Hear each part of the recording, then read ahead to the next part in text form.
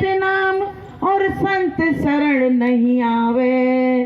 जो नहीं भजता सत्य नाम और संत शरण ना आवे, ओ काम बिगाड़े आपनो और घोर नरक में जावे।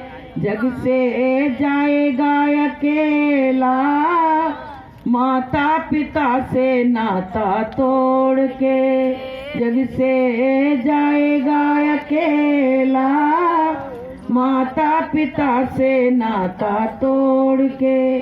चलो ओ गुरु की शरणिया, दुनिया से नाता तोड़ के। कहते हैं गुरु की शरण में चलो और दुनिया से नाता तोड़। अच्छा एक बात बताओ, लोगों के घरों में इतना पैसा भरा है, इतनी प्रॉपर्टी भरी है, और फिर भी डिप्रेशन की गोलियां खा खा के सो रही हैं। हो रहा कि नहीं? रात की नींद हराम हो गई।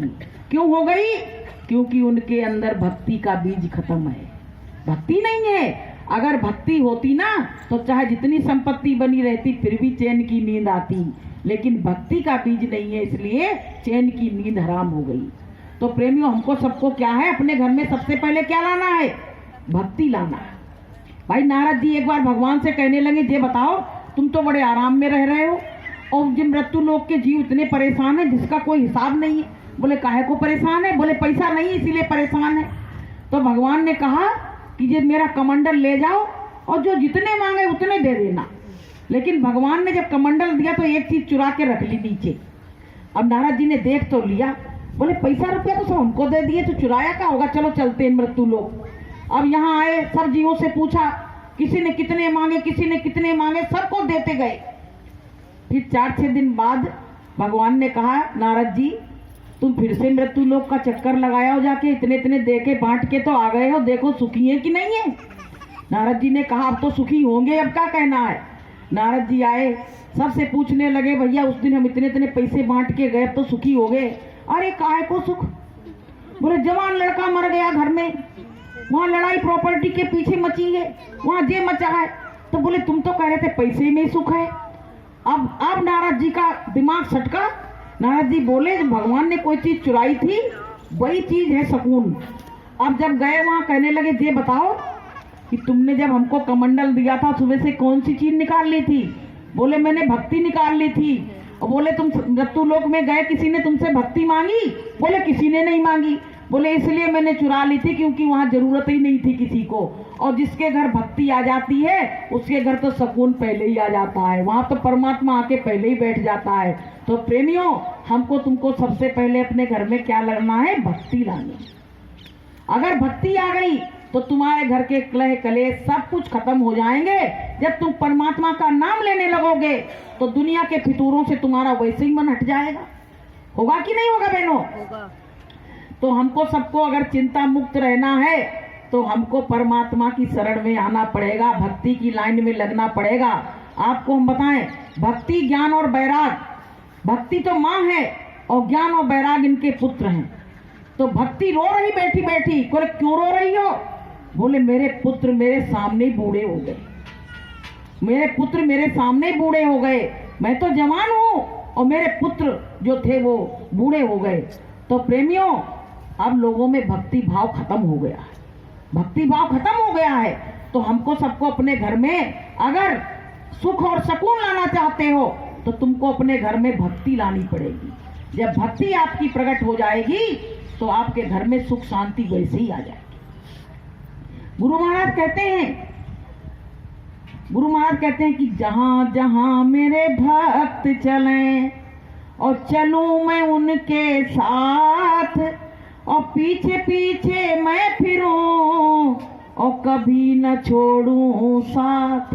परमात्मा हर क्षण हर पल जिस दिन से जीव नामदान लेता है तो गुरु उसके संग संग चलता है, संग संग चलता रहता है।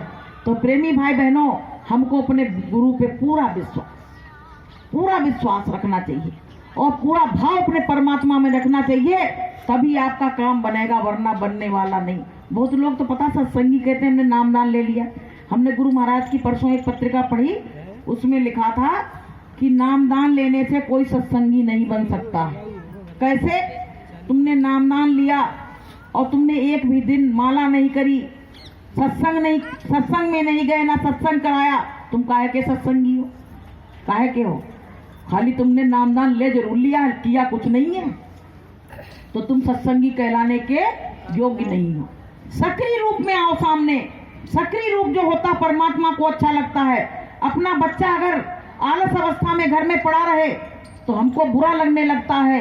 ऐसे ही गुरु महाराज कहते हैं, मेरे बच्चे जब संगत का काम करते रहते हैं, सक्रिय रूप में रहते हैं और साधन ध्यान भजन करते हैं, सुमरन ध्यान भजन, तब हमको वो बच्चे अच्छे लगते हैं।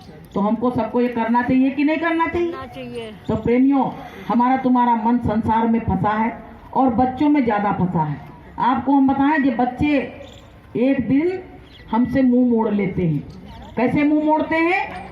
हमसे ऐसा मुंह मोड़ते हैं, हमको तो ऐसा लगता मेरा बच्चा बदलेगा नहीं, और ऐसा बदल जाता जैसे मौसम बदल गया है। एक बार क्या हुआ, एक बहुत बड़ा तूफान आने वाला था, तो एक चिड़िया के बच्चा घोंसले में बैठा था। तो चिड़िया डरने लगी, कहने लगी तूफान आ जाएगा, तो मेरा बच्चा अभी छोटा है, पंख भी नहीं है, उड़ भी नहीं पाएगा। तो उसको माँ ने अपने गोदी में उसको चपेट लिया। तो कहने लगी, माँ तेरे तो पंख है, तू तो उड़ जाएगी, पर मेरे तो पंख नहीं, मैं कैसे उड़ूंगा? तो चिड़िया ने कहा, बेटा तू चिंता मत कर, मैं उड़ूंगी तो पीठ पे तुमको भी बैठा ले चलूंगी। तो कहने लगा, माँ मुझे विश्वास नहीं है, तू उड़ जाएगी, एकदम घबराहट हुई, तू उड़ जाएगी, मुझको छोड़ जाएगी। तो माँ ने विश्वास दिलाने के लिए उस चिड़िया ने जाके एक पत्थर पे पटक पटक के अपने सारे पंखों को तोड़ दिया। अब वो बिना पंख के हो गई। और 2-4 दिन के बाद ऐसा तूफान आया, 10 दिन के बाद, तो उस बच्चे के थोड़े थोड़े से पंख आ गए थे। तो अपने बच्चे से बोली, बेटा तू उड़ जा, अब मेरे तो पंख है नहीं जो मैं उड़ पाऊंगा। तो कहने लगा, तो मैं उड़ जाऊं? तो उड़ गया वो अकेला। अब प्रेमियों, ऐसा तूफान आया कि सारा पेड़ नीचे गिर गया, और चिड़िया जब मरने लगी तो अपनी चोंच से एक पत्थर पे लिख के गई कि बेटा तेरे जाने का मुझको अफसोस नहीं है, पर मैंने तेरे प्रेम में मैंने अपने पंख तोड़ डाले, लेकिन जब तू जाने लगा तो तूने एक बार ये नहीं कहा कि माँ चल अपने पीठ पे मैं तुमको बैठाल के उड़ा ले चलूंगा। तुमने मुझसे नहीं कहा, मैंने तुमसे वादा किया था मैं उड़ा ले चलूंगी, तुमको विश्वास नहीं पड़ा, तब मैंने पंख तोड़े और तू मुझको विश्वासघात करके और उड़ गया। बेटा तू जहाँ रहे सही रहे, और मैं तो इस दुनिया से जा रही हूँ। तो प्रेमियों, हम बच्चों के लिए इतना करते हैं, पर तुम सोचो बच्चे तुम्हारे ऊपर कुर्बान हो जाएं, कभी नहीं हो सकते हैं। बच्चा तभी तक तुम्हारा बच्चा है जब तक शादी नहीं हुई है, ये बात हमेशा ध्यान रखना। और भरोसा भी नहीं करना, भरोसा जब टूटता है तो लोग बहुत रोते हैं, कहते हम नहीं जानते थे मेरा बेटा ऐसे बिगड़ जाएगा, ऐसे बदल जाएगा। वो क्या करे, उसकी प्रॉब्लम है, वो बदल गया। तो प्रेमियों, भरोसा हमको किस पे करना है? ना बच्चों पे, किसी पे नहीं करना, ना परिवार पे, हमें भरोसा करना है अपने सतगुरु पे, परमात्मा पे। और जो परमात्मा पे भरोसा करता है उसका भरोसा हमेशा आखिरी टाइम तक बना रहता है, और जो संसार पे भरोसा करता है उसका भरोसा हमेशा टूट जाता है।